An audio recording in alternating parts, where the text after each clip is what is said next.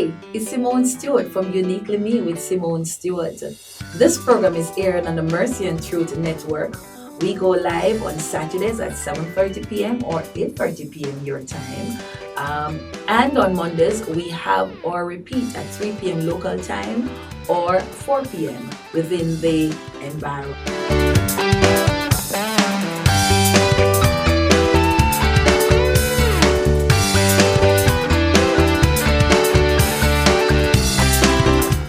Hello everyone, welcome to another episode of Uniquely Me with Simone Stewart. By now you know we come every Saturday at 7:30 and on Mondays at 3, and of course we are on YouTube. So how have you been? What's happening on your side where coronavirus is concerned? That's another topic in itself, but we'll get to that. You know, Uniquely Me is about women who has been through struggles and trauma, and of course they have triumphed over them. I like to talk about them. I call them unique women. Today on set, I have my friend Tasharae Nicholson. Her book, Broken Silence, The Unraveling Truth. Tasharae, welcome. Thank you for having me. So good to have you. Girl, I notice you're all over, but I am happy to have you here. All right, so Tasharae, we're going to jump right into it. First let me tell you. Your book, and I'm holding it up so everyone can see it. I spent all night last night reading through your book, and I want to say to my listeners right off the bat that you need to get this book. But of course, I'm not going to be the one telling you about it. Tasharae is going to tell you why you need to read this book. So Tash, tell us a little bit about you before we jump into the book. Where are you from? So I'm from Montego Bay originally. Currently on a life journey, as the Lord shifted me out from Montego Bay about approximately 5 years ago. And His word to me was that He's going to establish me. And so I am in fulfillment of that, as you have seen the written book and now a lot more assignments where Broken Silence is concerned. Well, I as I listened to you a while ago, I think about Abraham when the Lord said it's time to move out. And there's so many of us that the Lord, just picks us up from our comfort zone and moves us out. But girl, as I went through your book, I realized that it has been a journey. So here's something you wrote that I consider to be the mission or the purpose of your book. You said it's breaking the barrier of shame, guilt, and silence. Right? You said you had to deal with the feelings of rejection, brokenness, hopelessness, and abandonment. What really made you write this book? The Holy Spirit, God Himself, I believe that He sat on me to get this book done. One, I really didn't want to write this book, and that's in all honesty. I didn't want to because here is my truth, here is my life, an open book. I was very detailed in sharing my life story, and you would imagine it's something that persons would want to cover up. Right. You don't want the world to know these little, sensitive parts of your life. But because the Holy Spirit already told me that in sharing my story, I would be helping a lot of women or other persons who have endured a lot of pain, abuse, hurt, of all sorts. And they are also enduring in silence. And so when I break silence, it would also be helping others. And I find that to be true. Right. Now, as I went through your book, Tasharae, there's something I noticed throughout the book. I don't know if you recognize that as you wrote and as you have sought to revisit reading your book. But I noticed from a very young age, I think it was at about 6 years old, there was a lot of sexual, initiations being made at you by various persons from neighbors and to friends to persons in the church. But I noticed every time that the opportunity presented itself for the devil, and I say the devil because who wants to molest a 6-year-old, right? But every time the opportunity came up, it's as if the Lord would make a way of escape. So there was one particular incident you talk about, and I want you to share with us, where you said you followed your friend, so you never normally go anywhere, but you followed your friend, went to her house, and take it from there. What happened? All right, so this friend, I realized, as I shared in the book, I found this swing song in my community, and I found that thing gave me comfort. Like I didn't know necessarily what were the pain points or what I really needed comfort for, but the swing song gave me a bit of comfort. And so when I found this swing song, I also met up on this young lady who I realized she and I attended the same primary school. Right. And shortly after spending some time on the swing, uh, she invited me to her house. Now, I remember mommy always telling us, don't go to people's yard. That's something we grew up with. And so I was hesitant, but then I said, you know what? She said she's the only one at home, and I thought of it innocently, just accompany her. But when I went there, she remembered that she had something to give to a relative. And so she told me, all right, just wait on me. I'm going to drop this off and come back.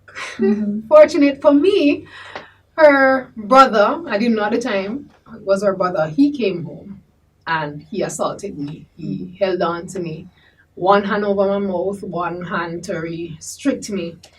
And somehow a friend came by the gate and called out to him. He didn't want to answer because, of course, he wanted to have his way with me. And the friend said to him, "You think man has to say you did it, you know? Or which young girl did they play with now?" Like, those weren't the exact terms, but it was along that line of argument. And that for me tells me that he has a usual practice. Of molesting persons. All right. Well, I don't want to go too much into that because I really want persons to read the book. But there's something else in there that I really want us to talk about. So your mom had to basically was a single mom in a sense, though your dad was quite involved in your life. But there was a time now where you guys had to, both yourself and your siblings had to go by him, and there was the encounter with your mother-in-law and the chicken foot. I want you to tell us about the incident with the chicken foot. Oh my God. So, for the chicken foot, oh boy. There was construction taking place on the house, right? And they were also raising chickens. Now, I don't know anything much about raising farm life. Really, I don't know anything about that. And my stepmother, they killed the chickens and they used the blood from the chicken to sprinkle on the roof, the foundation of the house. And that was just scary for me because one, I saw them kill the chicken, behead it, and it's flattering. And the same chicken that they killed, the lady turned around, used the chicken to cook soup. The chicken foot, look, I'm already traumatized by all the blood and all that was happening from earlier. And she used the same chicken to cook the soup. I didn't want the chicken foot. I didn't want anything to do with the chicken. And she was so angry at me and she forced me to eat the chicken foot. No, for years I disliked chicken foot, not remembering that there was an incident that caused the dislike. And so the Lord really, in the journey of writing this, took me back, showing me what really had happened, how it affected me, and why I don't like. So, persons will find that they don't like something, Right. but they don't associate it with what caused the dislike. That something happened in your life some time ago. All right, now, ladies and gentlemen, if you were just tuning in, this is Uniquely Me with Simone Stewart. On set, I have Tasharae Nicholson, and we're talking about her book, Broken Silence, The Unraveled Truth.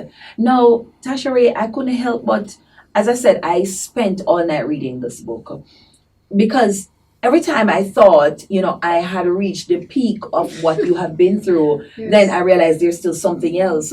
Now, there's this part now that you spoke about being gun-butted. You were a teenager at home with your siblings, and there was an adult. I was very careful that there was an adult in reading, that there was an adult in the house while your mom was at work. And tell us a little about that incident, what happened with that breaking and the whole business of being gun butted. All right, so I remember after a while of feeling purposeless and wanting to die, I believe that the Lord kind of just pulled me onto Himself. And I found myself talking to Him in the middle of the night. So this was approximately 12 a.m. that night. I sat by my window talking to the Lord, saying, God, I know that you exist. I know that you are real, and I want to just know you. See how I see people around me? I just want to have that kind of connection where just prove yourself to me. Because I know you exist. I just want you to prove yourself to me. And after I said all of that in prayer, I told God good night. Went to my bed. But you know, I used to be afraid of darkness. I slept in a well-lit room. At approximately 1:30 a.m. thereabout, I heard a rattling. No, I was awoke, but my eyes were closed. You know, those moments where you're not finished sleeping, so you're not going to open your eyes. That was the case for me. And so I laid there and I heard the rattling and it intensified. So I said, I am sure that I closed everywhere properly, especially that mommy is not home. I ensured that the place was properly enclosed. Right. But the rattling, where would the rattling sound be coming from? Opened my eyes and sprang from the bed. When I sprang from the bed, heard somebody say, "Hey girl, don't move." In shock, I stood there and I assumed that this person was pointing a gun at me, telling me not to move, right? And I stood frozen in position. But then I realized that he was gaining access to the house by pushing his hand through the window that he pried open.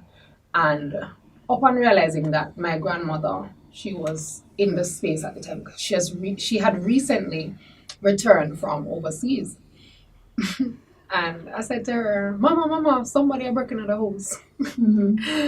No, because the baby, one of my siblings was just a baby, few months old at the time, and he slept with me. But he had started creeping and so on, so we started hiding sharp objects. And when I cried out to Mama, somebody breaking into the house, she started shouting, "Where the machete? Where the machete?" Hold on. I couldn't help but laugh, as I read that part of it, that she was yelling for the machete.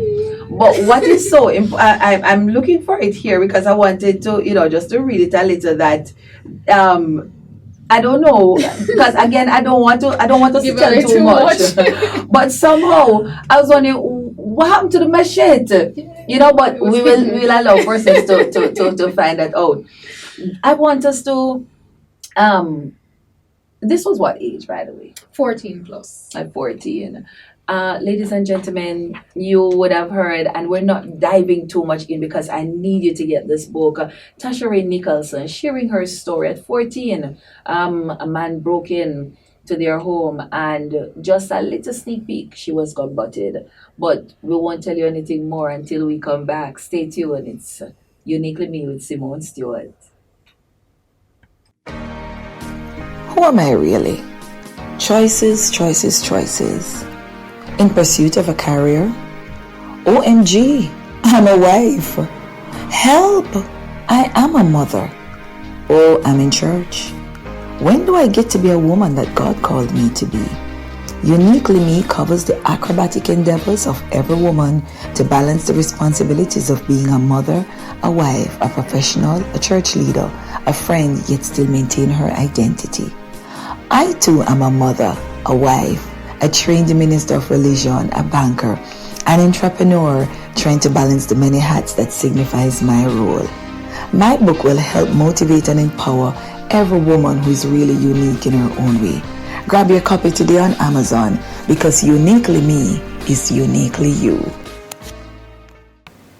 Welcome back, ladies and gentlemen. It's Uniquely Me with Simone Stewart. And of course, on set, I have Tasharae Nicholson.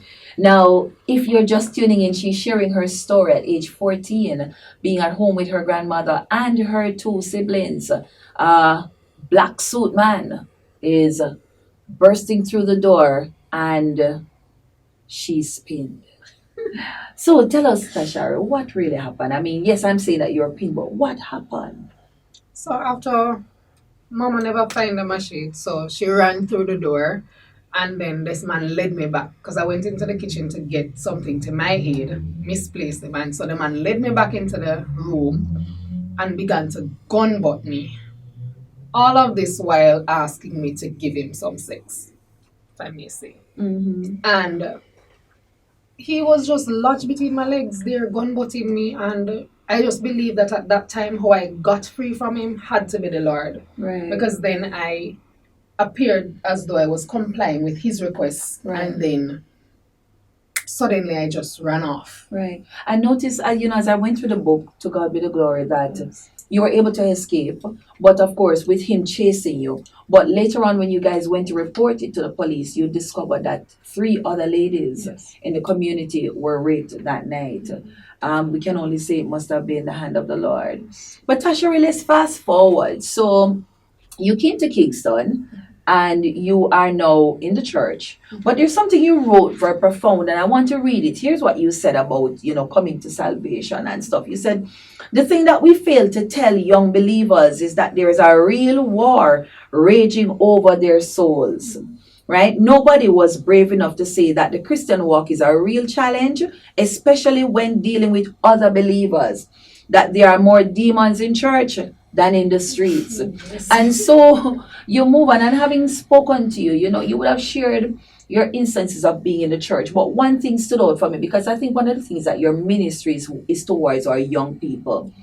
And so you are amongst your peers, and your peers are planning as to how to have young boys sexually assault you, and they were successful in getting one such one done. And you spoke about it a lot in the book.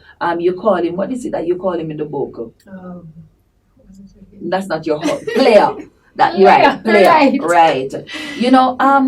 Talk with us about that experience of feeling your being betrayed, right, and having your innocence taken.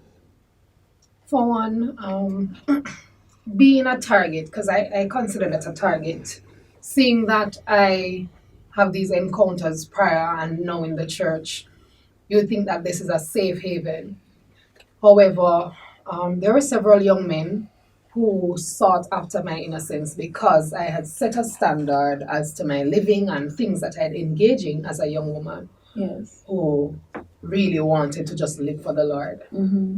And after they failed to have their way or getting through to me, I would say that they made their plans. And I can say that because of the end result. Yeah. So there was this backslider that they roped into the plan, got him in, and he's a very good conversationalist. And so after a while of talking, there was nothing established to say that we were in a relationship. Mm-hmm. But after a while of talking and him visiting me, I remember he came by my house one night, invited me to follow him to a relative's home. Mm-hmm. And while I was there waiting on him in the vehicle, he came by to say, the roadside is very dark and, it would be best if you come on the inside. Mm-hmm. I was hesitant, but the truth is the place was really barely lit. Mm-hmm. So I went in, and then the struggle ensued shortly after with him trying to take my virginity as it was. And I remember in the midst of the struggle, after him not getting through with his plan, he exclaimed, you're too strong. I have to live for your husband. Mm-hmm. And it not even dawned at me at the time that this young man had a plan to make a statement like that. Right. Because if you had planned to be in a relationship with me, why would you even make such a statement? Mm-hmm. You can't manage me, my tutor. Mm-hmm. You'll leave me for my husband. Mm-hmm. And so it was after the mistake that I made was to take a shower in the same place, because standard for me was standard, and I'm not going home smelling like somebody who was fondling and all of these things. And so I went to take a shower, and he even handed me a towel.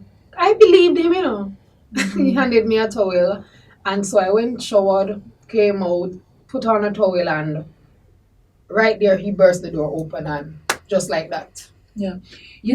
Tasharae, we spoke, you and I spoke, and then having read it in the book, and I asked myself 2 questions.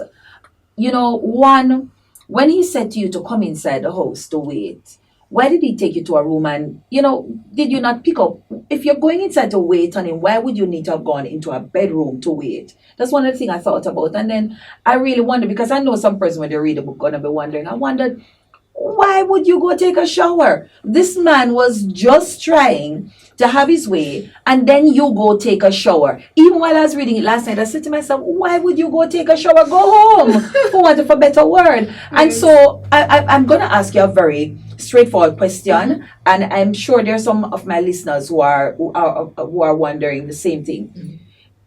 Was there any slight inclination that you wanted to have had sex with that young man? No. No, and I'll say this. At that age, I was approximately 16 plus thereabout. I was very naive, even at that age. Naive is a real state. And I want to talk about it because, again, I could see myself a lot in the book as well. As we're growing up and we're in church and that kind of thing, and our parents sheltering us, we go through a lot of naivety. But there are usually those red flags that stands out, that says to us, run, stay far, that kind of thing. But there's also the war for emotions on the inside, saying, I want to experience, but I want to wait, kind of thing. But how do we speak to our young people now that's going through that? All right, so what I would advise our young persons to do in this day and age is to get in tune with who you are, know who you are, what you want, and what you really stand for. And I would also encourage you to get accountability partners, because with that, it wards off some unnecessary troubles. It really does. Tasharae, I listen to you and I hear the tears in your voice. But as I read through the book again, so you had to deal with Cleo. You had to deal with a father figure who was making sexual advances as well. But again, what I found heart wrenching too is that it took you on you nosedive literally. There was the instances of being taken to the hospital, and I wanted to share with us a little about that, being a church being delivered. Well, persons attempting to think that you needed to be delivered, that kind of thing. The thought of cutting yourself and that kind of thing. Talk to us about the trauma of all of that. All right, so with that encounter, as you said rightly, I took a nosedive. So I had a lot of struggles psychologically, but I didn't know. And so I would usually feel ill, but I don't know what is causing it. I do a lot of doctor visits, do a lot of blood works, and nothing would come up. I'm perfectly fine where those things are concerned.